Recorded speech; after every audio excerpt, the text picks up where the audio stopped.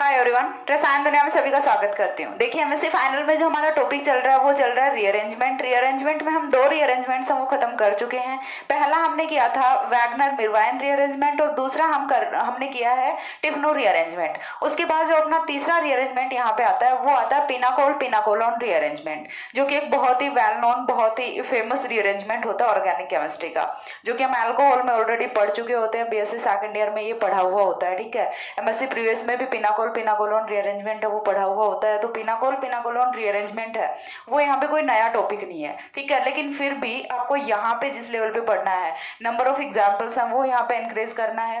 देखिए जो कॉन्सेप्ट है वो तो सेम ही रहना है पिनाकोल पिनाकोलोन रीअरेंजमेंट का। ठीक है, जो यहाँ पे स्टेटमेंट है, कॉन्सेप्ट है वो तो सेम ही रहेगा, मैकेनिज्म भी सेम ही रहेगी। ऐसा तो है नहीं कि बीएससी सेकंड ईयर में पिनाकोल पिनाकोलोन रीअरेंजमेंट है वो कुछ और था, वहां पे कुछ अलग प्रोडक्ट जा रहा था, यहाँ पे कुछ अलग आएगा। नहीं, ऐसा कुछ नहीं है। जैसा pinacol pinacolone rearrangement BSc second year में पढ़ा होता है, जो सबस्ट्रेट हम वहां यूज करते हैं वही सबस्ट्रेट हम यहाँ यूज करते हैं, वही प्रोडक्ट यहाँ से भी फॉर्म होता है और same reaction condition same reaction mechanism यहाँ पे भी अप्लाई होती है। ठीक है, तो पिनाकोल पिनाकोलोन रीअरेंजमेंट यहाँ से हम अगेन देखिए एक चीज मैं आपको बता दूं कि ये वाला रीअरेंजमेंट है वेल नोन है, ये तो इसमें तो आपको पता ही होगा, बाकी किसी में पता हो ना हो लेकिन इसमें तो आपको पक्का ही पता होगा कि इंटरमीडिएट है वो कौन सा फॉर्म होता है, कार्बोकेटायन फॉर्म होता है। ठीक है, इंटरमीडिएट है वो ऑलवेज कौन सा फॉर्म होता है, पिनाकोल पिनाकोलोन रीअरेंजमेंट में कार्बोकेटायन फॉर्म होता है। और हमें क्या करना होता है, कार्बोकेटायन पे 1 to methyl shift, phenyl shift या फिर हाइड्राइड शिफ्ट वो करानी होती है, जिससे यहाँ से पिनाकोलोन की फॉर्मेशन होती है जो कि एक कीटोन होता है।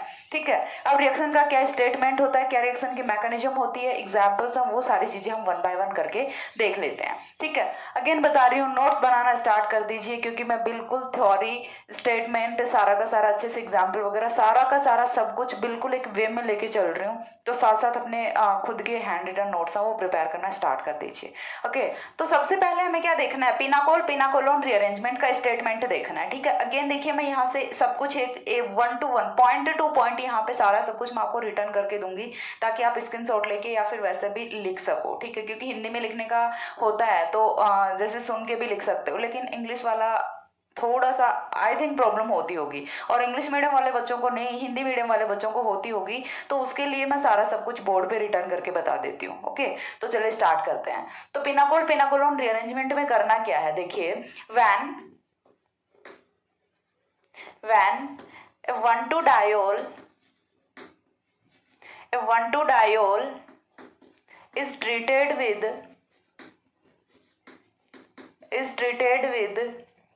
dilute H2SO4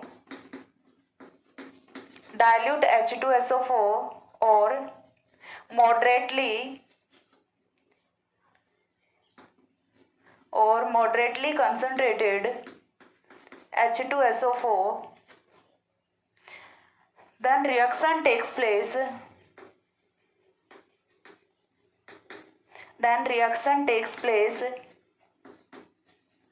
which leads to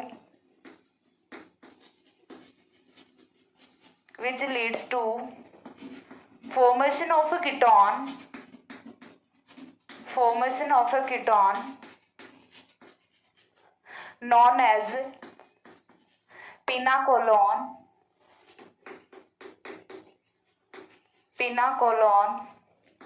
and this particular reaction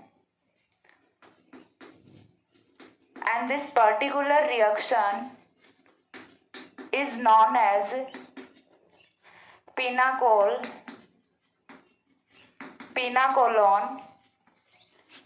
rearrangement.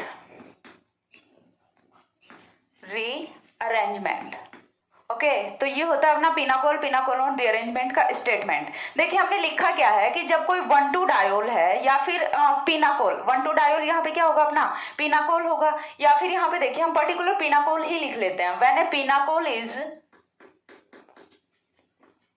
When a pinacol is treated with dilute H2SO4 और moderately concentrated H2SO4, यानी कि या तो हमें क्या लेना है, पिनाकोल की रिएक्शन है वो डाइल्यूट H2SO4 की प्रेजेंस में करानी है, या फिर हमें मॉडरेटली कंसंट्रेटेड H2SO4 यहाँ पे लेना है। Moderately concentrated H2SO4 that means कि डाइल्यूट से थोड़ा सा वहां पे कंसंट्रेशन ऑफ H2SO4 है वो ज्यादा होती है। बिल्कुल एग्जैक्टली कंसंट्रेटेड भी H2SO4 यहाँ पे हमें यूज नहीं करना और बहुत ज्यादा डाइल्यूट भी हमें यहाँ पे यूज नहीं करना, बीच में हमें कंसंट्रेशन रखनी है H2SO4 की।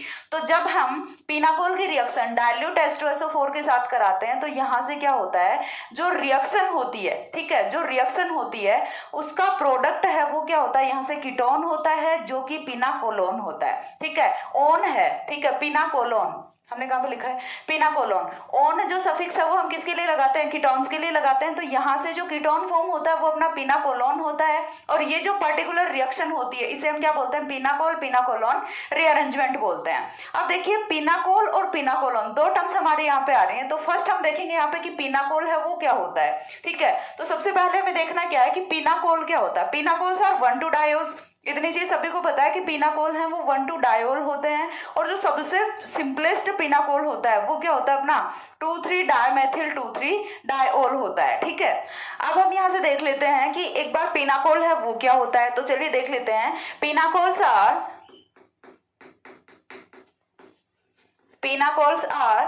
डायटर्सरी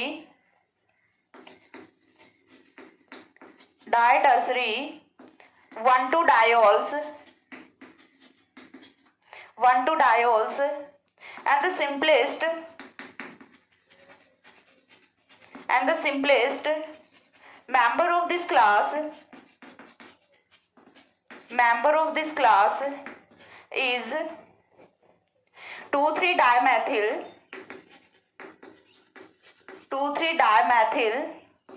2,3 butane diol 2,3 butane डायोल, ठीक है।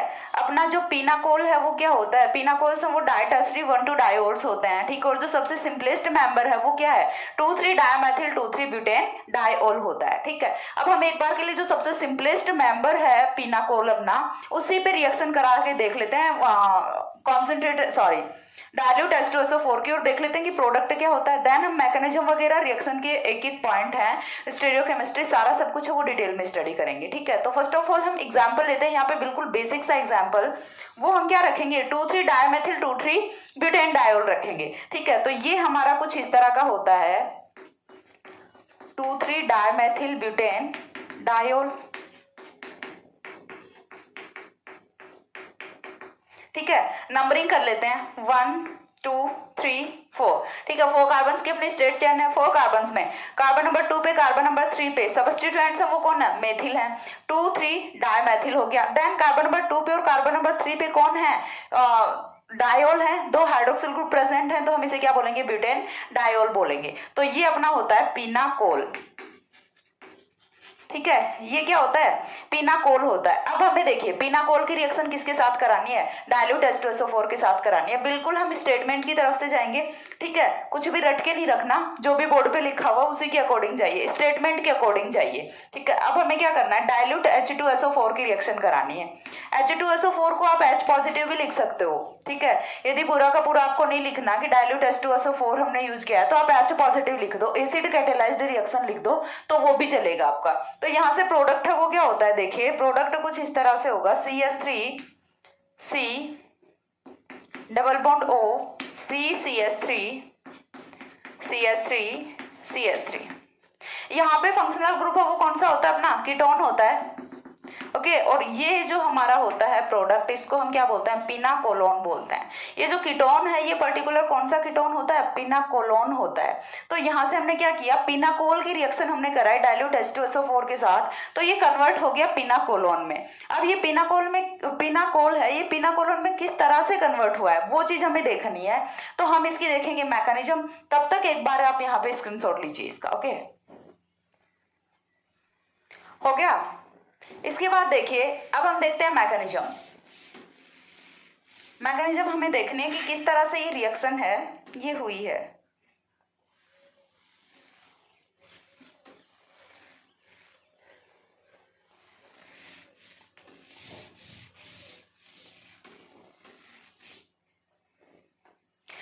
मैकेनिज्म की यदि हम बात करें तो देखिए फर्स्ट ऑफ ऑल हमें क्या लेना है, अपना पिनाकोलोन लेना है, सॉरी पिनाकोल लेना है। तो चलिए रख लेते हैं CS3 CCS3 CCS3 CS3 OH OH। First of all हमें क्या लेना है, H पॉजिटिव लेना है। H पॉजिटिव है वो रिएक्ट कहाँ पे करेगा, यहाँ पे करेगा। ऑक्सीजन के लोन पेयर ऑफ इलेक्ट्रॉन पे H पॉजिटिव है वो अटैक करेगा। तो यहाँ से फॉर्मेशन है वो किसकी होनी है, देखिए CS3 CCS3 CCS3 CS3 OH2 positive OH, ठीक है। OH2 पॉजिटिव की फॉर्मेशन हो गई। OH2 positive oxygen ion is not stable, why, because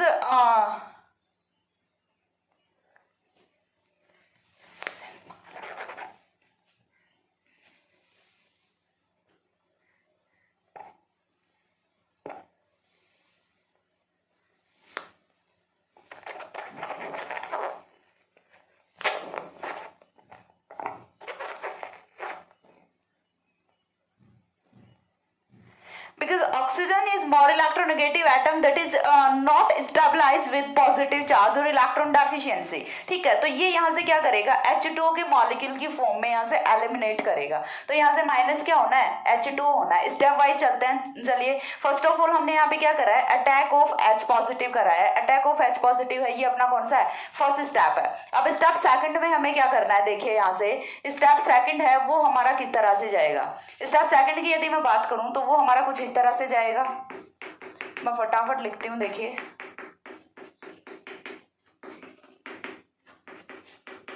OH2 positive minus क्या करना है, H2 करना है। बिल्कुल अच्छे से समझ आना चाहिए आपको, एक स्टेप ज्यादा हम लिख लेंगे। और इस चीज से कभी भी बोर मत हुआ करो कि एक एक स्टेप हमें ऐसे कराया जा रहा है, बहुत ज्यादा हमें लिखाया जा रहा है, क्योंकि ये आप ही के लिए सुटेबल होता है, आपको पढ़ने में इजी होता है। क्योंकि एक बार आपको यदि समझ आ जाता है ना, उसके बाद आपको ये चीजें बोरिंग लगती होंगी भले ही, लेकिन जब तक समझ नहीं आता तो ये स्टेप वाइज चलना ही आपके लिए बेनिफिशियल होता है। तो आई थिंक आपको इसे फॉलो करना चाहिए, स्टेप वाइज जो रिएक्शंस होती हैं इन्हें, ठीक है। अब देखिए नेक्स्ट स्टेप में हम क्या करेंगे, कार्बोकेटाइन की फॉर्मेशन हो गई। सबसे पहले तो हमें यही चाहिए था, कार्बोकेटाइन की फॉर्मेशन हो गई। यहां तक कोई रीअरेंजमेंट नहीं लगा, रीअरेंजमेंट रिएक्शन है वो अब लगेगी। चीज समझ आ रही है, अब यहाँ पे रीअरेंजमेंट रिएक्शन लगेगी। तो ये हमारा कार्बोकेटाइन फॉर्म हो गया, जो कि अपना इंटरमीडिएट है रिएक्शन का, वो होता है। अब कार्बोकेटाइन भी देख लेते हैं, 3 डिग्री है, ठीक है। 3 डिग्री कार्बोकेटाइन हमारा फॉर्म हुआ है। अब 3 degree carbocation is already stable carbocation, तो इसका ट्रांसफॉर्मेशन है वो किस में होगा और क्यों होगा, वो चीज हमें देखनी है, ठीक है। तो देखिए यहां से हमें क्या करना है, अगेन स्टेप थर्ड में हम क्या करेंगे, स्टेप थर्ड में हमारे पास अगेन हमारा क्या है, कार्बोकेटाइन है। और कार्बोकेटाइन पे इस बार हमें शिफ्ट कराना है, कार्बोकेटाइन पे हमें शिफ्ट कराना है। और शिफ्ट है वो हम किसका कराएंगे, यहां से वो चीज देखते हैं। अब देखिए कार्बोकेटाइन को हमें स्टेबलाइज करना है, ये चीज हमें पता होती है कि हम यहाँ से 1-2 माइग्रेशन कराते हैं। अब 1-2 माइग्रेशन है वो किसका कराएंगे और कहाँ से कराएंगे, तो देखिए यहाँ पे जो सेकंड वाला कार्बन है अपना, उस पे दोनों ही मेथिल ग्रुप प्रेजेंट है, सेम ग्रुप है, सिमेट्रिक अपना मॉलिक्यूल है। तो हमें यहाँ पे नहीं सोचना होता कि हम माइग्रेशन कौन से ग्रुप का कराएं, क्यों, क्योंकि दोनों ही ग्रुप्स हैं वो सेम है। यदि एक हाइड्रोजन एक मेथिल होता तो हमें सोचना होता, एक फेनिल एक मेथिल होता तो हमें सोचना होता कि हमें किसका माइग्रेशन कराना है। लेकिन इस बार तो हमें कुछ नहीं सोचना, डायरेक्टली माइग्रेशन वो करा देना है। एक मेथिल ग्रुप का यहाँ से माइग्रेशन होगा, यहाँ से हमें करना क्या है, 1-2 मिथाइल शिफ्ट करना है, ठीक है। 1-2 मिथाइल शिफ्ट करना है, और 1-2 मिथाइल शिफ्ट करेंगे तो यहाँ से ये वाला जो मेथिल ग्रुप है ये आएगा अपने बॉन्ड के इलेक्ट्रॉन्स को लेके यहाँ पे, और इस वाले कार्बोकेटाइन को कर देगा सेटिस्फाई, ओके। इस वाले कार्बोकेटाइन को कर देगा सेटिस्फाई, और यहाँ से कुछ इस तरह के कंपाउंड की फॉर्मेशन होगी, OH पॉजिटिव। यहाँ से कुछ इस तरह के कंपाउंड की फॉर्मेशन होती है। अब देखिए यहाँ से जैसे ये वाले बॉन्ड के इलेक्ट्रॉन्स जाएंगे तो यहाँ पे न्यू कार्बोकेटाइन की फॉर्मेशन होगी, और उसे स्टेबल कौन करेगा, ये वाले बॉन्ड के इलेक्ट्रॉन्स जाएंगे, सॉरी ऑक्सीजन है वो अपने लॉन पेयर के इलेक्ट्रॉन्स देगा, और जैसे ही ऑक्सीजन अपने लॉन पेयर के इलेक्ट्रॉन्स देता है यहाँ पे, तो ऑक्सीजन पे अगेन चार्ज कौन सा आता है, पॉजिटिव चार्ज। अब देखिए लास्ट प्रोडक्ट है वो क्या होगा रिएक्शन का, देन मैं आपको रिएक्शन का जो यहाँ पे ड्राइविंग फोर्स होता है वो चीज मैं आपको एक्सप्लेन करती हूँ। लास्ट देखिए स्टेप फोर्थ है, उसमें हमें क्या करना है, स्टेप फोर्थ में हमें क्या करना होता है, आई थिंक आपको विजिबल होगा यहाँ तक का, बहुत ज्यादा नीचे तक का बोर्ड पे दिखता नहीं है, so sorry for that, but यहाँ तक का शायद दिख रहा होगा। ठीक है, हमें क्या करना है, OH पॉजिटिव, CH3 अब देखिए हमने क्या किया था, स्टार्टिंग में H पॉजिटिव यूज किया था, अभी हम क्या करेंगे, H पॉजिटिव को एलिमिनेट कर देंगे, तो यहाँ से ये वाला जो हाइड्रोजन है ये अपने बॉन्ड के इलेक्ट्रॉन्स देगा ऑक्सीजन को, और यहाँ से एलिमिनेट करेगा -H पॉजिटिव की फॉर्म में, जो कि अगेन रिएक्शन में एसिडिक मीडियम को मेंटेन करेगा। ओके, अब देखिए यहाँ से क्या होगा, CH3 C double bond O CH3 ये क्या होता है, अपना पिनाकोलोन होता है, that is the product of reaction. ठीक है, यही क्या होता है, अपना जो रिएक्शन है उसका मेन प्रोडक्ट होता है, मेजर प्रोडक्ट होता है, या फिर स्पेसिफिक प्रोडक्ट होता है पिनाकोलोन। अब देखिए हम स्टेप वाइज चलते हैं। फर्स्ट ऑफ ऑल हमने क्या किया, स्टेप फर्स्ट में हमने H पॉजिटिव का अटैक किया और यहाँ से ऑक्सोनियम आयन की फॉर्मेशन की। ओके, अब हम यहाँ से H2O है वो एलिमिनेट कर रहे हैं, कार्बोकेटाइन जनरेट कर रहे हैं। देन हमने क्या करना है, यहाँ पे कार्बोकेटाइन जनरेट करने के बाद हमने क्या किया, 1,2 मिथाइल शिफ्ट किया है, और देन हमने यहाँ से 1,2 मिथाइल शिफ्ट करने के बाद अगेन एक ऑक्सोनियम आयन की फॉर्मेशन की है। ठीक है, अब देखिए हमें कुछ स्पेसिफिक पॉइंट है वो यहाँ से नोट करने हैं। फर्स्ट ऑफ ऑल यहाँ से जनरेशन ऑफ कार्बोकेटाइन हुआ है, सबसे पहली चीज यहाँ पे क्या हुई है, जनरेशन ऑफ कार्बोकेटाइन हुआ है, generation of carbocation. And generation of carbocation के बाद में क्या करना होता है, हमें यहाँ से शिफ्ट करना होता है, 1,2 माइग्रेशन करना होता है। ठीक है, देन हमें क्या करना है, 1,2 शिफ्ट करना है। First of all generation of carbocation करना है, सेकंड नंबर पे हमें 1,2 शिफ्ट करना है। ठीक है, अब देखिए यहाँ से सबसे पहली चीज तो मैं आपको जनरेशन ऑफ कार्बोकेटाइन का कॉन्सेप्ट है वो यहाँ से एक्सप्लेन करूंगी, देन मैं आपको यहाँ से 1,2 शिफ्ट है या फिर माइग्रेटरी एप्टीट्यूड है वो आपको एक्सप्लेन करूंगी। उससे पहले जो एक इंपॉर्टेंट पॉइंट है वो हमें यहाँ पे डिस्कस करना है, वो चीज देखते हैं। देखिए हम जनरली क्या करते हैं, अभी तक हमने दो रीअरेंजमेंट्स कराए हैं, उनमें हमने क्या किया है कि लेस स्टेबल कार्बोकेटाइन को ट्रांसफॉर्म किया है मोर स्टेबल कार्बोकेटाइन में। ठीक है, अभी तक जो हमने दो रीअरेंजमेंट्स कराए हैं उनमें हमने क्या किया, लेस स्टेबल कार्बोकेटाइन को ट्रांसफॉर्म किया है मोर स्टेबल कार्बोकेटाइन में। ऐसा ही तो किया है अभी तक के दोनों रीअरेंजमेंट्स में, लेकिन इस रीअरेंजमेंट में हमने ऐसा कुछ नहीं किया। यहाँ पे तो एक जो कार्बोकेटाइन था वहां से हमने क्या किया, ऑक्सीजन पे और पॉजिटिव चार्ज ला दिया। ठीक है, ऐसा ही तो किया, नया कार्बोकेटाइन हमने यहाँ से जनरेट नहीं किया। क्यों? क्योंकि ऑलरेडी यहाँ पे 3 डिग्री कार्बोकेटाइन होता है जो किसमें अब यहाँ पे ट्रांसफॉर्म करेगा, इससे ज्यादा मोर स्टेबल और क्या होगा यहाँ पे। ठीक है, तो यहाँ पे देखिए हो क्या रहा है, कार्बोकेटाइन है वो ऑक्सीजन पे पॉजिटिव चार्ज जा रहा है। पहले भी देखिए यहाँ से कार्बोकेटाइन था वो 3 डिग्री कार्बोकेटाइन था और अभी ये ऑक्सीजन को पॉजिटिव चार्ज दे रहा है, और हम लोग जानते हैं कि ऑक्सीजन पे पॉजिटिव चार्ज है वो एग्जिस्ट नहीं करता। उसके बाद भी रिएक्शन यहाँ पे हो रही है, तो रिएक्शन का ड्राइविंग फोर्स है वो क्या होता है, क्यों यहाँ से कार्बोकेटाइन है वो ऑक्सोनियम आयन में कन्वर्ट हो रहा है। यहाँ पे बेसिकली क्या हो रहा है, carbocation is transforming in oxonium ion. ठीक है, कार्बोकेटाइन है वो ट्रांसफॉर्म किस में कर रहा है, ऑक्सोनियम आयन में कर रहा है। अब ये ऑक्सोनियम आयन में ट्रांसफॉर्म है वो किस तरह से कर रहा है, देखिए वो चीज हमें देखनी है। तो यहाँ से हम देखते हैं कि कार्बोकेटाइन और ऑक्सोनियम आयन दोनों में से मोर स्टेबल कौन होता है। हम बोलते हैं कि oxonium ion is not stable. Why? Because oxygen atom is more electronegative atom which does not exist with positive charge और मोर इलेक्ट्रॉन डेफिशिएंसी। लेकिन यहाँ पे ये ऑक्सोनियम आयन है ये फिर भी बन रहा है, तो इसके पीछे का रीजन क्या होता है, इसके पीछे का ड्राइविंग फोर्स वो क्या होता है, वो चीज हमें देख लेनी है। तो देखिए कार्बोकेटाइन में यदि हम इलेक्ट्रॉन्स को काउंट करें तो नंबर ऑफ इलेक्ट्रॉन्स है वो कितना होता है, 2 इलेक्ट्रॉन्स यहाँ पे, 2 इलेक्ट्रॉन्स यहाँ पे और 2 इलेक्ट्रॉन्स यहाँ पे।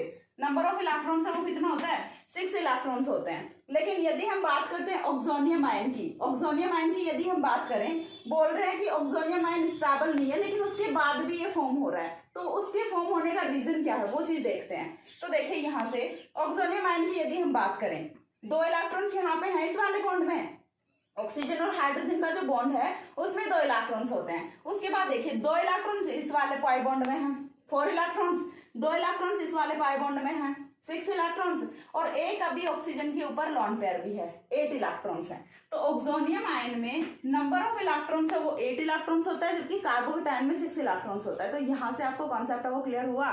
कार्बोकेटायन है उसका ऑक्टेट है वो कंप्लीट नहीं होता, जबकि ऑक्सोनियम आयन है उसका ऑक्टेट है वो सेटिस्फाइड होता है, और that's why oxonium ion is forming during the reaction. ठीक है, यहाँ पे हमें बताया कि 6 इलेक्ट्रॉन्स वाली स्पीसीज, ऐसी स्पीसीज जिसका ऑक्टेट है वो कंप्लीट नहीं होता वो स्टेबल नहीं होती, बट ऐसी स्पीसीज जिनका ऑक्टेट कंप्लीट होता है, इवन उन पे चार्ज प्रेजेंट हो चाहे लेकिन उनका यदि ऑक्टेट कंप्लीट होता है तो वो वाली स्पीसीज हैं वो स्टेबल होती हैं। तो ऑक्सोनियम आयन यहाँ पे स्टेबल क्यों है, क्यों, क्योंकि इसका ऑक्टेट है वो कंप्लीट है, और कार्बोकेटायन यहाँ पे अनस्टेबल क्यों है, लेस स्टेबल क्यों है, क्यों, क्योंकि इसका ऑक्टेट है वो यहाँ पे कंप्लीट नहीं है। तो ये हमने यहाँ से मैकेनिज्म देखी, और जो रिएक्शन का ड्राइविंग फोर्स है कि क्यों कार्बोकेटायन है वो ट्रांसफॉर्म होता है ऑक्सोनियम आयन में, वो चीज हमने देखी है। अब यहाँ से रेट ऑफ रिएक्शन है पिनाकोल पिनाकोलोन रीअरेंजमेंट की, वो कौन कौन से फैक्टर्स पे डिपेंड करेगी वो मैंने यहाँ पे लिखा है।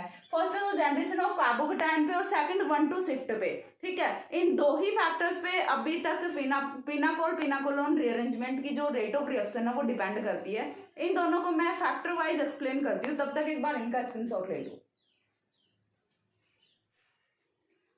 हो गया। इसके बाद देखिए नेक्स्ट जो है वो हमें देखना है कि यहाँ पे जो रेट ऑफ रिएक्शन है वो मैंने बताया कि 2 फैक्टर्स पे डिपेंड कर रही है। किस किस पे, एक तो जनरेशन ऑफ कार्बोकेटायन पे, और दूसरा यहाँ पे ये रेट ऑफ रिएक्शन है वो डिपेंड कर रही है 1 to माइग्रेशन पे। ठीक है, यानी कि 1 to जो माइग्रेटिंग ग्रुप होते हैं उन पे डिपेंड करेगी। तो पहला जो फैक्टर है वो हम पहले देखेंगे, क्योंकि फर्स्ट ऑफ ऑल तो हमें क्या करना होता है, जनरेशन ऑफ कार्बोकेटायन ही करना होता है। तो जो पहला फैक्टर है वो हम एक बार के लिए देख लेते हैं। ठीक है, जनरेशन ऑफ कार्बोकेटायन, तो उसके लिए हमें दूसरा कोई पिनाकोल है वो हमें यहाँ पे रखना पड़ेगा जो कि एसिमेट्रिक होता है। ठीक है, सिमेट्रिक होता है उसमें तो हमें जनरेशन ऑफ कार्बोकेटायन का जो फैक्टर है वो नहीं मिलता, लेकिन जो एसिमेट्रिक पिनाकोल होता है उसी में मिलेगा। तो देखिए, और एग्जांपल्स हैं वो हम यहाँ पे करते हैं जिससे आपको अच्छे से सारे के सारे कॉन्सेप्ट्स हैं वो क्लियर होंगे। अगेन हम एग्जांपल रखते हैं यहाँ पे CH3OH, C6H5OH। इस बार देखिए हमने क्या किया है यहाँ से कि एक जो कार्बन है उस पे तो हमने रखे हैं दोनों के दोनों मेथिल ग्रुप, दूसरा जो कार्बन है उस पे हमने रखे हैं दोनों के दोनों फेनिल ग्रुप। ठीक है, अब यहाँ पे डिपेंड करेगा कि कौन सा जो कार्बन है वो जाएगा कार्बोकेटायन की फॉर्म में। ठीक है, डिपेंड करेगा ना। तो यहाँ से फर्स्ट ऑफ ऑल तो हमें क्या देखना है, मैकेनिज्म से ही चल लेते हैं डायरेक्टली। तो देखिए फर्स्ट ऑफ ऑल क्या करेंगे, H पॉजिटिव का अटैक कराएंगे। अब डिपेंड करेगा कि H पॉजिटिव है वो कौन से ऑक्सीजन एटम पे जाएगा। ठीक है, क्योंकि यहाँ से 2 पॉसिबिलिटीज होती हैं, एक तो यहाँ से कार्बोकेटायन बने, एक यहाँ से कार्बोकेटायन बने, और दोनों जो कार्बोकेटायन है उनकी स्टेबिलिटी है वो डिफरेंट होती है यहाँ से। हाँ, दोनों ही 3 डिग्री कार्बोकेटायन होते हैं, बट फिर भी इनकी स्टेबिलिटी है वो डिफरेंट होती है। किस तरह से होती है, देखिए ये वाला अपना कौन सा होता है, एल्किल 3 डिग्री कार्बोकेटायन होता है, बट ये वाला अपना कौन सा होता है, कॉन्जुगेशन एरोमेटिक 3 डिग्री कार्बोकेटायन होता है। ठीक है, यहाँ पे ये वाला जो कार्बोकेटायन है ये स्टेबलाइज किससे करेगा, कॉन्जुगेशन से करेगा, क्योंकि इसके साथ 2 फेनिल रिंग्स हैं वो जुड़ी हुई हैं, और जिस कार्बोकेटायन के साथ 2 फेनिल रिंग जुड़ी हुई हैं तो वो तो बहुत ज्यादा स्टेबल होता है ना।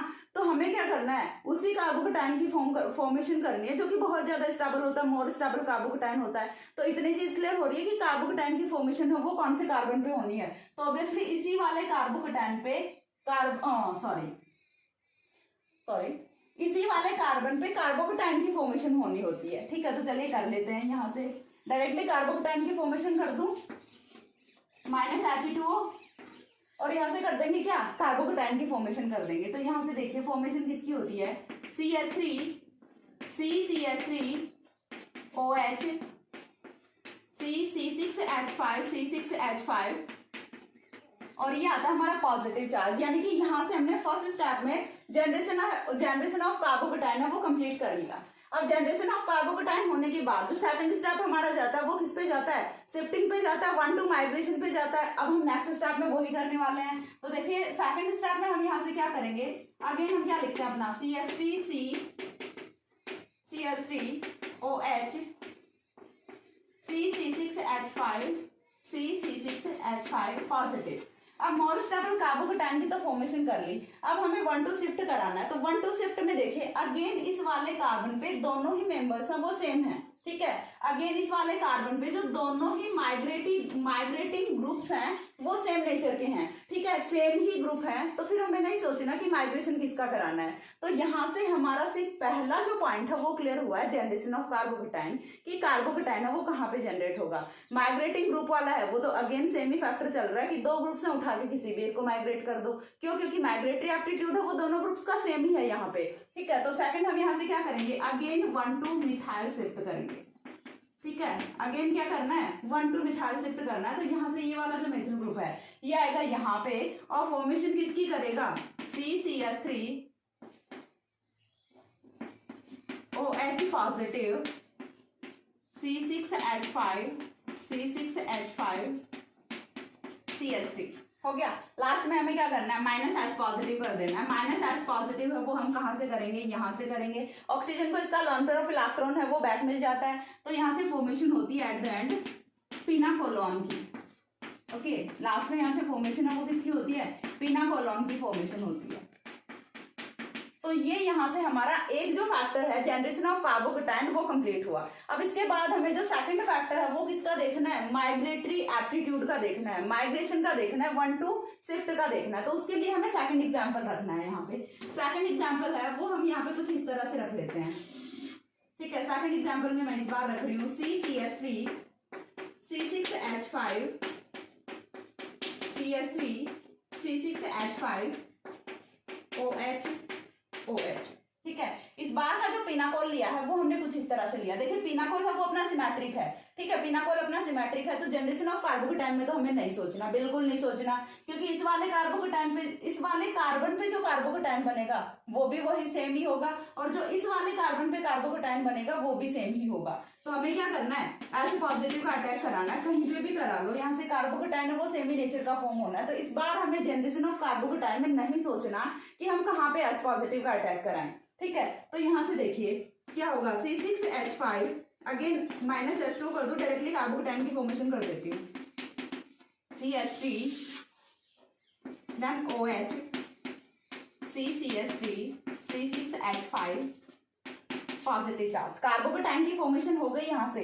इस बार देखिए यहाँ से जो अपना 1 to माइग्रेशन है वो वाला पॉइंट है वो यहाँ से आएगा, ठीक है। इस बार जनरेशन ऑफ कार्बोकेटाइन वाले जो चीज है उस पर रेट ऑफ रिएक्शन है वो डिपेंड नहीं कर रही। इस बार रेट ऑफ रिएक्शन है वो डिपेंड किस पे करेगी, यहाँ से जो माइग्रेटरी एप्टीट्यूड है किसी भी ग्रुप का उस पर डिपेंड करेगी। और प्रोडक्ट को कौन डिसाइड करेगा, यही ग्रुप से डिसाइड करेंगे कि कौन से ग्रुप का माइग्रेशन यहाँ से होना है। तो ये वाला जो एग्जाम्पल है ये किसको डिसाइड कर रहा है, माइग्रेटरी एप्टीट्यूड को डिसाइड कर रहा है कि कौन सा जो ग्रुप है वो यहाँ से माइग्रेट होना है। तो नेक्स्ट स्टेप में देखिए हमने करना क्या है, यहाँ पे जो सेकंड स्टेप होता है, नेक्स्ट स्टेप अपना क्या होगा, C6H5 एज इट इज रहेगा इतना, ठीक है, CH3OH C positive CH3 C6H5।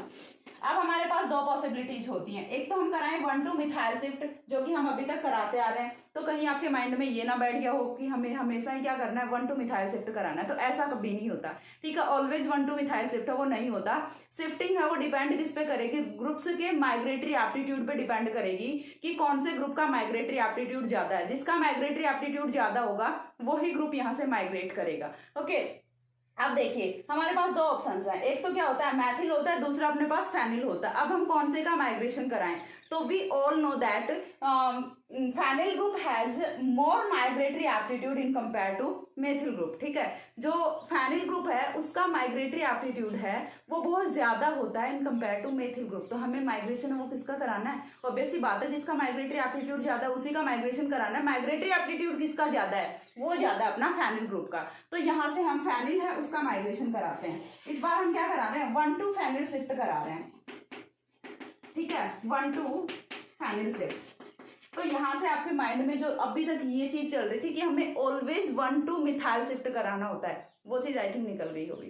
Clear हुआ यहाँ से कि ऑलवेज 1 to मिथाइल शिफ्ट नहीं कराना होता। इसके पीछे के भी कुछ फैक्टर्स होते हैं, कुछ रूल्स होते हैं, कुछ माइग्रेटरी एप्टीट्यूड होता है, जिसकी वजह से हम यहाँ पे डिफरेंट डिफरेंट ग्रुप्स प्रेजेंट होने पे कौन से का माइग्रेशन कराना है उसका डिटर्मिनेशन करते हैं। ठीक है, तो इस चीज को डिसाइड कौन कर रहा है? Migratory aptitude. तो हमारे पास एक और पॉइंट आता है माइग्रेटरी एप्टीट्यूड, वो हम नेक्स्ट डिस्कस करेंगे। Migratory aptitude.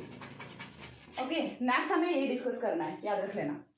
अब देखिए 1 to फाइनल शिफ्ट कराएंगे, 1 to फाइनल शिफ्ट कराएंगे तो यहाँ से फॉर्मेशन है वो किसकी होनी है? CH3 C double bond OH positive, CCH3 C6H5 और हमने क्या करा दिया? एक और फाइनल ग्रुप की यहाँ पे शिफ्टिंग करा दी। लास्ट में हमें क्या करना है? -H पॉजिटिव कर देना है। -H पॉजिटिव करेंगे तो यहाँ से जो एंड पे प्रोडक्ट है वो क्या जाएगा? अपना पीना कोलॉन जाएगा। ठीक है, एट द एंड प्रोडक्ट है वो क्या फॉर्म होता है? यहाँ से पीना कोलॉन फॉर्म होता है। तो यहाँ पे देखिए आपके सामने दो एग्जांपल्स हैं वो लिखे हुए हैं, और दोनों एग्जांपल्स हैं वो दो अलग अलग फैक्टर्स का यहाँ पे एक्सप्लेनेशन देते हैं। ठीक है, एक जो एग्जांपल है वो यहाँ से जनरेशन ऑफ कार्बोकेटाइन का एक्सप्लेनेशन देता है, और जो दूसरा एग्जांपल है वो यहाँ से 1 to माइग्रेशन का एक्सप्लेनेशन देता है। ठीक है, तो दोनों एग्जाम्पल्स में हमने दो डिफरेंट फैक्टर्स को यहाँ पे एक्सप्लेन किया है। एक बार इतना स्क्रीनशॉट लीजिए, देन हम यहाँ से माइग्रेटरी एप्टीट्यूड है उसे कवर करते हैं। हो गया। इसके बाद देखिए नेक्स्ट जो फैक्टर है वो हमें देखना है माइग्रेटरी एप्टीट्यूड। माइग्रेटरी एप्टीट्यूड है उसका हम एक्सप्लेनेशन है वो देख लेते हैं।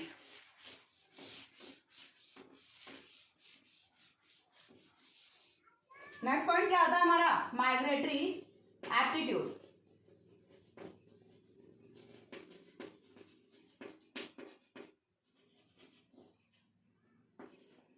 माइग्रेटरी एप्टीट्यूड, तो सबसे पहली चीज तो हमें ये देखनी है कि माइग्रेटरी एप्टीट्यूड होता क्या है। तो the is with which any particular group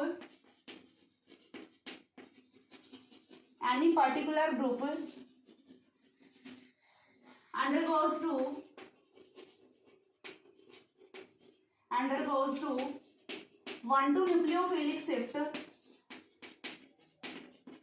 1 to nucleophilic shift is known as migratory aptitude. Is known as migratory aptitude. तो इतनी चीज क्लियर हुई कि माइग्रेटरी एप्टीट्यूड होता क्या है। तो द इज यानी कि वो ऑर्डर यहाँ से जिससे कोई भी पर्टिकुलर ग्रुप है वो 1 to न्यूक्लियोफिलिक माइग्रेशन करता है, उसी को हम क्या बोलते हैं? यहाँ से माइग्रेटरी एप्टीट्यूड बोलते हैं। ठीक है, अब माइग्रेटरी एप्टीट्यूड है वो यहाँ से किस तरह से होता है ग्रुप्स का, वो चीज हमें देखनी है। एक चीज आपको मैं बता दूं कि जैसे जैसे प्लस आई इफेक्ट यदि किसी रिंग पे बढ़ता है तो माइग्रेटरी एप्टीट्यूड है वो भी बढ़ता है, और यदि कोई माइनस आई इफेक्ट वाला ग्रुप लगा होता है तो वहां पे माइग्रेटरी एप्टीट्यूड है वो डिक्रीज करता है। ठीक है, ये चीज मैंने यहाँ से आपको बता दी है। तो माइग्रेटरी एप्टीट्यूड का ऑर्डर है वो क्या होगा? जनरल जो ग्रुप्स हैं उनका माइग्रेटरी एप्टीट्यूड का ऑर्डर है वो आप पढ़ चुके होते, तो उसमें आपको कोई प्रॉब्लम नहीं होती। अब यहाँ से जो रिंग्स होती हैं उनका माइग्रेटरी एप्टीट्यूड डिसाइड करने में प्रॉब्लम होती है कि कौन से का माइग्रेटरी एप्टीट्यूड है वो ज्यादा रहा होगा। तो वो हम किस पे डिसाइड करेंगे? उस पे लगे हुए सबस्टिट्यूएंट्स के नेचर पे। यदि कोई इलेक्ट्रॉन रिलीजिंग ग्रुप है that means higher migratory aptitude, और यदि कोई इलेक्ट्रॉन विड्रॉविंग ग्रुप है that means less migratory aptitude. अब हायर में से भी किसका हायर होगा वो डिपेंड करेगा कि उस पे जो लगा हुआ ग्रुप है उसका प्लस आई इफेक्ट कितना है या फिर प्लस आर इफेक्ट कितना है। अब इतना आइडिया बता दिया कि जैसे जैसे इलेक्ट्रॉन डेंसिटी बढ़ेगी माइग्रेटरी एप्टीट्यूड बढ़ेगा। तो अब आप इतना डिसाइड कर सकते हो कि यदि आपको दो सिमिलर एग्जांपल्स दे दिए जाएं तो उनमें से किसका माइग्रेटरी एप्टीट्यूड है वो ज्यादा जाएगा। ओके, तो यहाँ से देखिए माइग्रेटरी एप्टीट्यूड का ऑर्डर है वो कुछ इस तरह से होता है।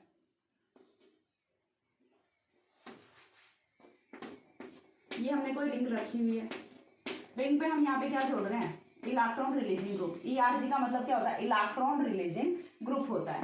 ठीक है, देन यहाँ से देखिए सेकंड जो हमने रिंग ली है उस पर कुछ नहीं जोड़ा है। उसके बाद जो हमारी थर्ड रिंग है उस पे मैंने यहाँ पे क्या जोड़ा है, EWG। EWG का मतलब क्या होता है, electron withdrawing group, electron withdrawing group. तो यहाँ से देखिए माइग्रेटरी एप्टीट्यूड का ऑर्डर है वो मैंने लगा दिया है, जहाँ पे इलेक्ट्रॉन रिलीजिंग ग्रुप प्रेजेंट है उनका माइग्रेटरी एप्टीट्यूड है वो सबसे ज्यादा होता है। देन किसका होगा, जिसपे कोई सब्स्टिट्यूएंट नहीं है, और देन किसका होगा, जिसपे इलेक्ट्रॉन विड्रॉविंग ग्रुप लगे होते हैं उनका माइग्रेटरी एप्टीट्यूड है वो सबसे कम होता है। इतनी चीज क्लियर हुई। तो ये यहाँ से था माइग्रेटरी एप्टीट्यूड का कॉन्सेप्ट। अब इसके बाद माइग्रेटरी एप्टीट्यूड क्लियर हो गया, जनरेशन ऑफ कार्बोकेटाइन हो गया, 1 to शिफ्ट हो गया। स्पेसिफिक फीचर्स की यदि हम बात करें तो यहाँ पे जो सबसे पहला स्पेसिफिक फीचर है वो ये बताया गया कि द रिएक्शन इज इंट्रामॉलिक्यूलर। ठीक है, ये बताया गया कि रिएक्शन है वो इंट्रामॉलिक्यूलर होती है। अब हम इस चीज को कैसे प्रूव करेंगे, इंट्रामॉलिक्यूलर रिएक्शन होती है, तो उसके लिए देखिए यहाँ पे दो डिफरेंट पिनाकोल्स लिए गए, तो वहां से दो डिफरेंट पिनाकोलोन्स की ही फॉर्मेशन होती है, कोई क्रॉसओवर प्रोडक्ट है वो यहाँ से फॉर्म नहीं होता, और यही चीज प्रूव करती है कि रिएक्शन वो इंट्रामॉलिक्यूलर रिएक्शन होती है। तो नेक्स्ट हमें क्या देखना है, रिएक्शन इज इंट्रामॉलिक्यूलर रिएक्शन। तो चलिए देख लेते हैं। तो इसका स्क्रीनशॉट तो ले लिया होगा, चलिए इसे मैं रब कर देती हूँ। वैसे इतना सा है, इसमें तो स्क्रीनशॉट लेने वाला जैसा कुछ खास था भी नहीं, वैसे इंपॉर्टेंट था ये, खास नहीं था तो इसका मतलब ये नहीं है कि छोड़ दोगे, इंपॉर्टेंट था। ओके, अब देखिए हमें क्या करना है यहाँ से, जो नेक्स्ट पॉइंट है वो हम क्या देख रहे हैं, specific characteristics of pinacol rearrangement. तो उसमें जो सबसे पहला है वो मैं क्या बोल रही हूँ, this rearrangement is intramolecular reaction.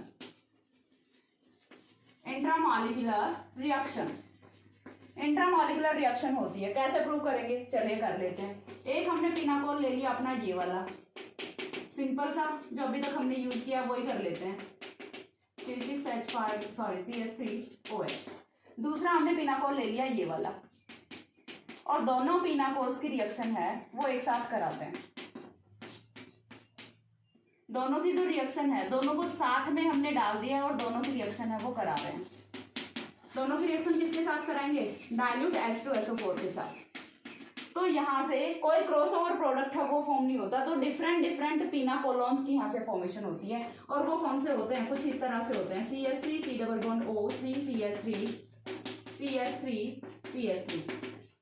Similarly इसका प्रोडक्ट है वो भी कुछ इसी टाइप से होता है, C double bond O, C6H5।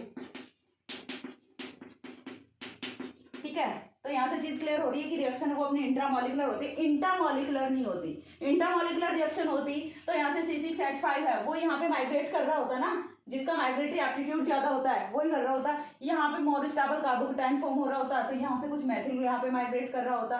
तो यहाँ पे ऐसा कुछ नहीं होता, जैसा है वही मॉलिक्यूल रिएक्शन करेगा, किसी दूसरे का इंटरफेरेंस है वो खुद में नहीं करने देगा। ठीक है, बोलता है कि हम जैसे हैं खुद से अपना काम निपटा लेंगे, हमें कोई दूसरा नहीं चाहिए। तो ये जैसा भी है अपने साथ खुश है, ये जैसा भी है अपने साथ खुश है। तो दोनों ही जो सबस्ट्रेट हैं वो अपने अपने प्रोडक्ट रखते हैं, कोई यहाँ पे इंटरमिक्सिंग नहीं होती। तो रिएक्शन है उसकी नेचर कैसी होती है, इंट्रामॉलिक्यूलर नेचर होती है। इसके बाद जो सेकंड फैक्टर आता है वो अपना आता है स्टीरियोकेमिकल एंड कन्फर्मेशनल फैक्टर। ठीक है, वो यहाँ से बहुत ही इंपॉर्टेंट है। एक एग्जाम्पल हम उसका देखेंगे, काफी इंपॉर्टेंट एग्जाम्पल है, और तब तक एक बार इसका स्क्रीनशॉट लीजिए। हो गया। इसके बाद देखिए नेक्स्ट जो है वो हमें देखना है स्टीरियोकेमिकल और कन्फर्मेशनल फैक्टर। स्टीरियोकेमिकल और कन्फर्मेशनल फैक्टर। कन्फर्मेशनल फैक्टर्स और स्टीरियोकेमिकल या फिर कन्फर्मेशनल फैक्टर्स की यदि हम बात करें तो हम यहाँ पे एक तो लेंगे सिस हेक्सेन डाइओल और दूसरा हम लेंगे ट्रांस हेक्सेन डाइओल। ठीक है, तो दोनों की रिएक्शन है वो किस तरह से जाती है, तो एक तो हमें क्या लेना है, सिस हेक्सेन डाइओल लेना है,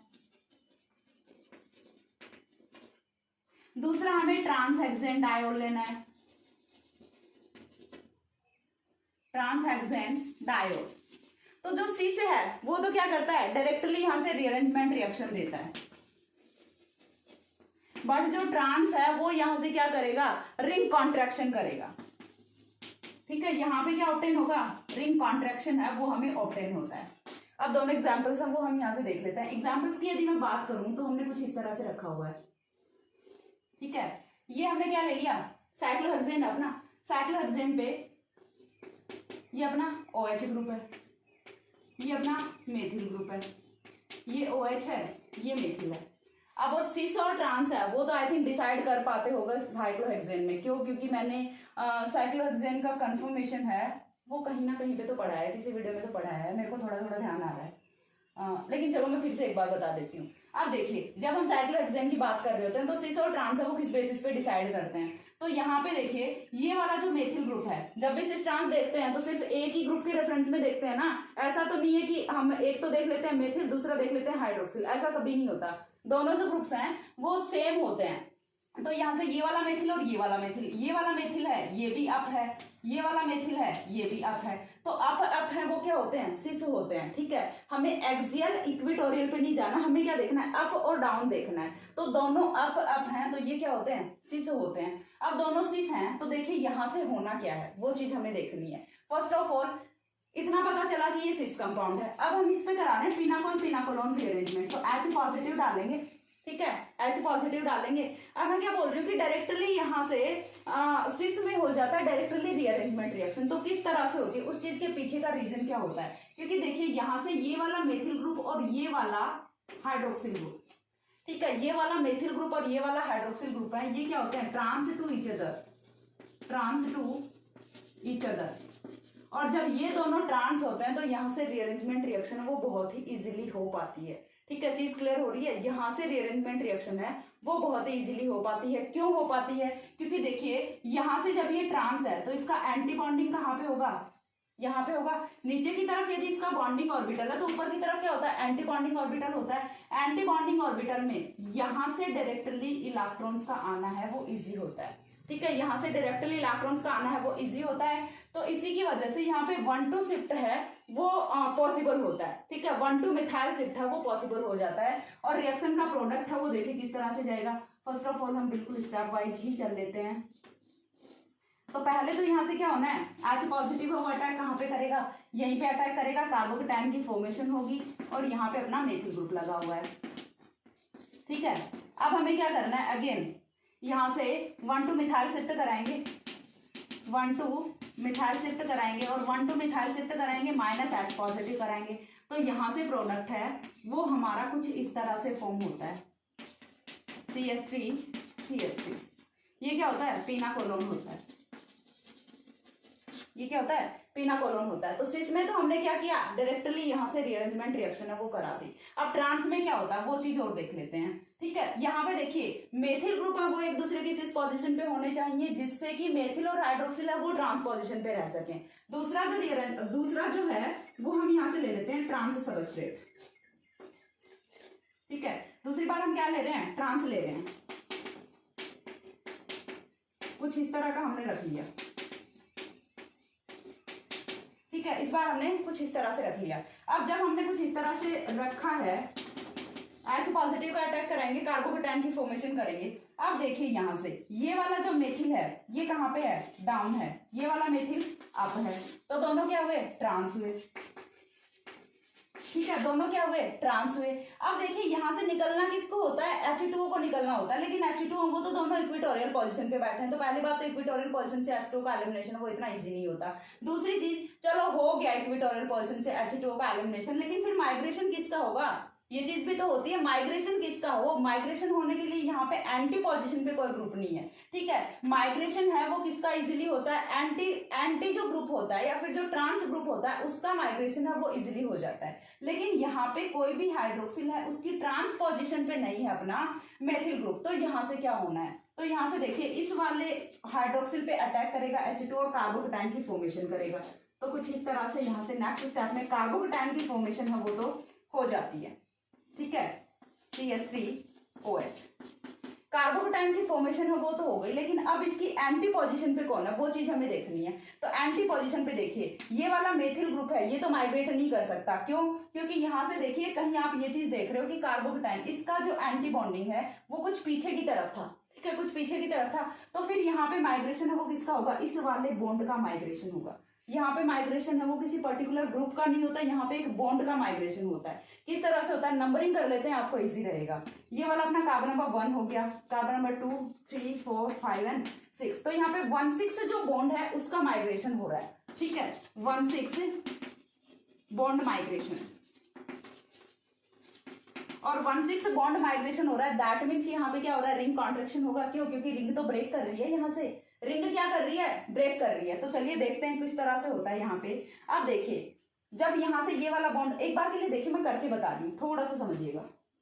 जब हमने यहाँ से इस वाले बॉन्ड को रब कर दिया तो अब यहाँ से 5 मेंबर रिंग की फॉर्मेशन हो गई, समझ पा रहे हो, 1 2 3 4 5 मेंबर रिंग की फॉर्मेशन हो गई। तो यानी कि इतनी चीज क्लियर होगी कि यहाँ से जो प्रोडक्ट फॉर्म हो रहा है वो 5 मेंबर रिंग होती है। ठीक है, तो चलिए ये हो गया, वापस से इसे बना देते हैं और ये चीज हमें पता चल गई कि 1,6 बॉन्ड का यहाँ से माइग्रेशन हो रहा है। अब हमें क्या करना है, हमें 5 मेंबर रिंग बना देनी है।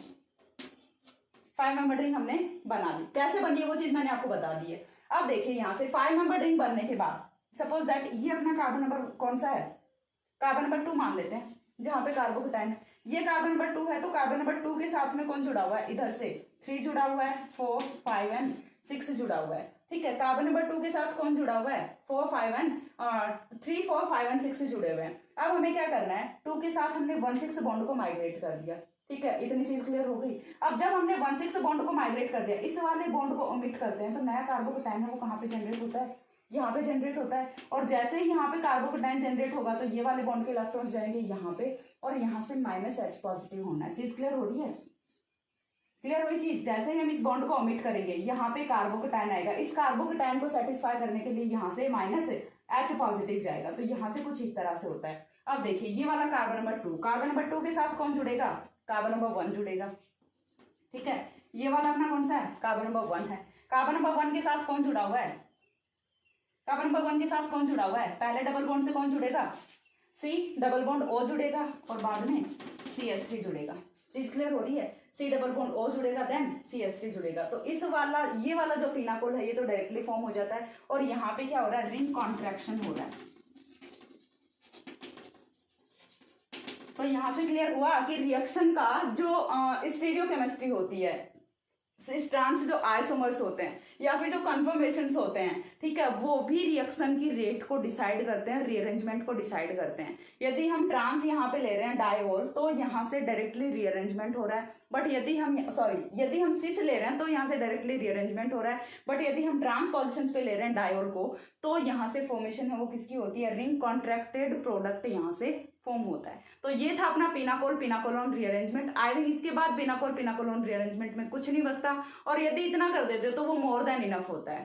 ठीक है, नेक्स्ट हम कोई दूसरा रीअरेंजमेंट है वो हम यहाँ पे देखते हैं। तब तक के लिए सी या, have a good day, thanks for watching.